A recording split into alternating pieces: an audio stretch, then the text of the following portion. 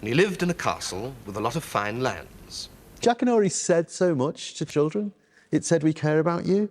It said, this world of stories is your patrimony. It belongs to you.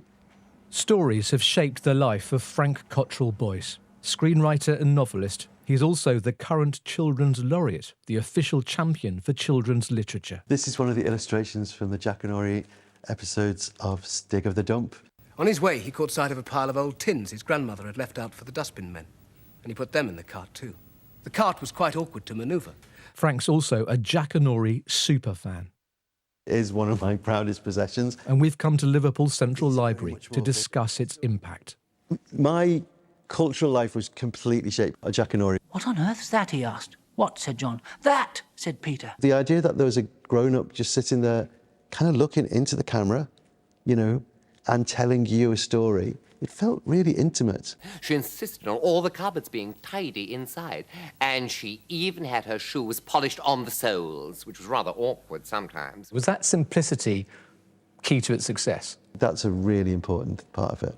The fact that it was scheduled, the fact that it was so evenly paced, so still, I think they're qualities that children need and they don't get now. Jackanory's success meant its initial 6-week run was extended indefinitely. 1, 2, 3, go, whispered William. By the 1970s, viewing figures were huge. The cream of British acting talent were heading to BBC Television Centre to read a Jackanory story, including in 1978, Dame Judi Dench. Mrs. Blewett said the place seemed very poky. Ben just had to say something. I like it, he said. I like the house. And Sir Ian McKellen. By the time Reuben and Tarlevi managed to slip away from the king, the crowd outside was beginning to thin. He ran up towards the end of the meadow. Then they saw a castle. Bernard Cribbins holds the record for the most appearances, more than 100. And without more ado, he hove it up onto the taxi roof and strapped it to the rack. Storytellers didn't have to learn the lines. They were read from a teleprompter. Mr. Bucket was the only person in the family with a job. So, presumably, it always went smoothly. Screwing the little caps onto the tops of the toothpaste. Plot twist. It was a complete nightmare. I thought it was the worst thing I'd ever done in my life. And then, by only nibbling a bit at a time, Charlie would make his 6-penny bar of chocolate last him for more than a month. The camera had lights all the way around it, bright, bright lights shining in your eyes. Only 4 tickets left, said Grandpa George. I wonder who'll get those. It was so hard. I ran out of the studio afterwards and screamed, ah! Because it was the pressure was enormous. Many will know Sylvester McCoy best for his portrayal of the Doctor in Doctor Who. It's your birthday next week. This is the first time he's seen his appearance on Jackanory since it was broadcast in 1991. It's amazing. What's it like watching that back? Still remembering how extraordinarily difficult it was to do, I look so relaxed. Although they were pretending to be very calm. Maybe I put too much pressure on myself when I was doing it. Charlie tore the wrapper right down the middle and... Like many children's programmes, Jackanory was also loved by adults.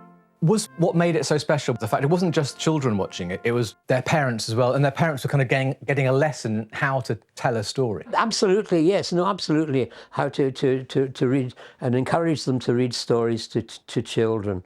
Yes, and sadly, it's now a battle between the book and the screen. With audiences dwindling, after more than 30 years, Jackanory was axed in 1996. The final story, The House at Pooh Corner, was read by playwright Alan Bennett. That's funny, said Pooh. I dropped it on the other side, and it came out on this side. I wonder if it would do it again. It wasn't kind of trying to overwhelm you. It was asking you to sit quietly and listen. It was demanding of your attention, and it was giving you attention. So it was a proper relationship. It's a beautiful thing. I'll tell you a story about Jackanory, and now my story's begun. I'll tell you another of Jack and his brother, and now my story's done. Goodbye. The story of Jackanory. Goodbye. Sometimes funny. Goodbye. Sometimes sad. Goodbye. Goodbye. Goodbye. But treasured by so many. Bye. Bye. Goodbye.